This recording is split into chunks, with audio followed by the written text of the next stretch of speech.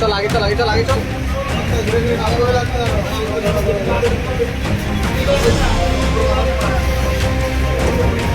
ধর্ষণ কে করেছে? কে কে ছিল? আর দুজন কে কে ছিল?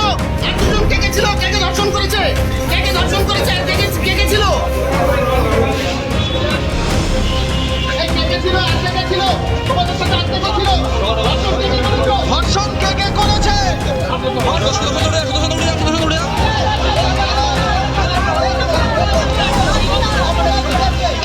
बंगाल में कानून का राज है, कोई दोषी बख्शे नहीं जाएंगे। নিন্দনীয় ঘটনা। তার ওখানে যারা যাদের দায়িত্ব দেওয়া হয়েছে তারা নিশ্চয়ই যে যারা কালপ্রিট আছে তাদের তারা বেশ দ্রুত গতিতে যেন তাদের ধরা হয় এবং আশা করি তাদের আইন মাফিক যে ধরনের পানিশমেন্ট দরকার সেগুলোই করেছে, সেটাই আমরা বলতে চাই। একটা জঘন্য ঘটনা, এই ধরনের ঘটনা হওয়া উচিত না। মমতা বন্দ্যোপাধ্যায় গতকাল তো যেতে চাইছিলেন,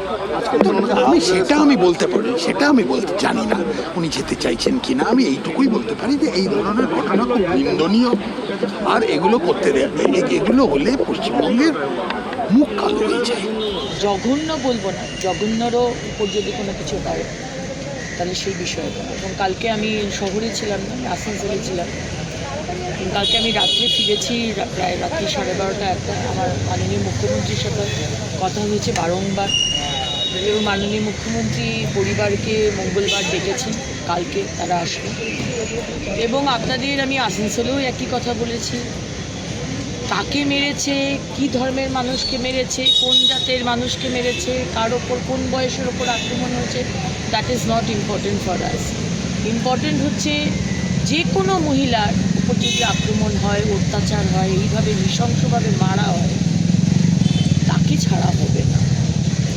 একজনকে ধরা হয়েছে বোধহয়, একজনকে মেরে দেওয়া হয়েছে, 2 জন গ্রেফতার। বাকি যারা যারা ইনভলভ একদম আপনারা বিশ্বাস রাখুন, এটা আগের যে কোনো সরকার, যখন সরকার আমাদের ছিল না তখনও যেভাবে মহিলাদের পাশে দাঁড়িয়েছি, এখনও একইভাবে আমরা মহিলাদের পাশে দাঁড়িয়েছি। আমার ওখানে যাবারও কথা, মাননীয় মুখ্যমন্ত্রী আমাকে বলছেন কখন যাবেন। আমরা যাব। মালতী রাবাদি আমাদের যে উইমেন অ্যান্ড চাইল্ড মিনিস্টার, আজকে আসলে মাননীয় গৃহমন্ত্রী আসছেন এবং আমাদের হয়তো সন্ধ্যেবেলায় একটা বৈঠক হতে পারে, এখনও ঠিক নেই। সেই কারণে এখন যদি গিয়ে আটকে যাই একটা মুশকিল হবে, সেই জন্য উনি বললেন উনি জানাচ্ছেন বিষয়টা। যে এই ধরনের একটা ঘটনা ঘটে গেছে এবং অপরাধীরা প্রত্যেকেই অ্যারেস্টেড হয়েছে, যদি আরও কেউ থাকে তারা আরও অ্যারেস্ট হবে, চিন্তার কোনো কারণ নেই। আমাদের সরকার কাউকে ছাড়বে না, এবং অপরাধীরা যদি উপযুক্ত তথ্য প্রমাণের ভিত্তিতে প্রমাণিত হয় তারা অপরাধী, তাদের সর্বোচ্চ শাস্তি দেওয়ার ব্যবস্থা করবে। কিন্তু দুর্ভাগ্যবশত যেহেতু এটাতে একটা রিলিজিয়াস অ্যাঙ্গেল দেওয়ার চেষ্টা, ধর্মীয় মেরুকরণের চেষ্টা তৃণমূল কংগ্রেসের তরফ থেকে করা হচ্ছে, এবং দুর্ভাগ্যের বিষয় প্রাক্তন মুখ্যমন্ত্রী মমতা বন্দ্যোপাধ্যায়ের তরফ থেকে অভিষেক বন্দ্যোপাধ্যায়ের তরফ থেকে করার একটা চেষ্টা চলছে।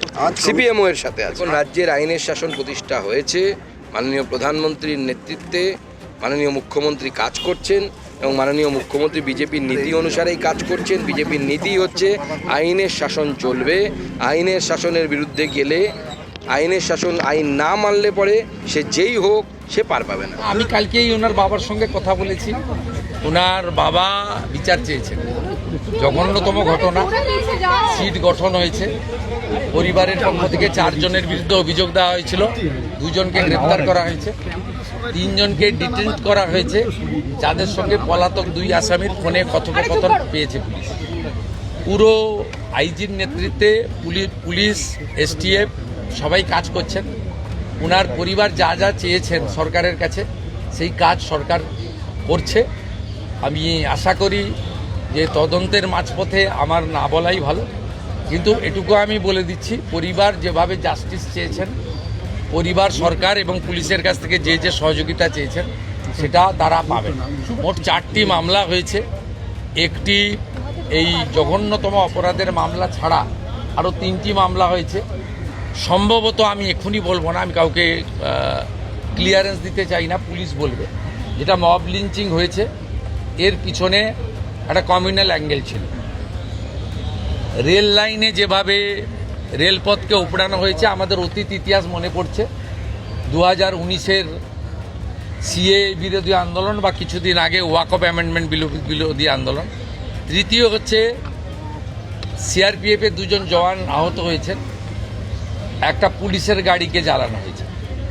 আপনারা নিশ্চিন্তে থাকুন, প্রথমটার তো বিচার দেব, ক্যাপিটাল পানিশমেন্ট দেব। ওর বাবা যা যা চেয়েছে সব করবে মুখ্যমন্ত্রী, সাথে সাথেই ফোনে কথা বলেছে।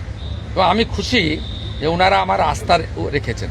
বাকি 3টে বিষয় যারা যুক্ত, যারা অতৃপ্ত আত্মা, ভোটে হেরে যারা ঘরে ঢুকে গেছিলেন, এখনও ঢুকে আছেন, এই তিনজন মিলে এই যে 3টে কাণ্ড করেছে না, এদেরকেও কিন্তু ভুগতে হবে।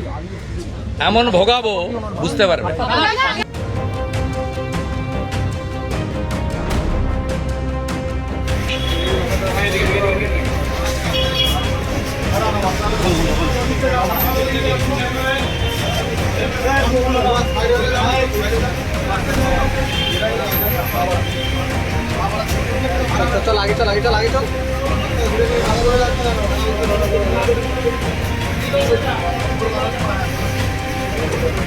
এই ধর্ষণ কে করেছে, কে কে ছিল, আর 2জন কে কে ছিল, আর 2জন কে কে ছিল, কে কে ধর্ষণ করেছে, কে কে ধর্ষণ করেছে, আর কে কে ছিল,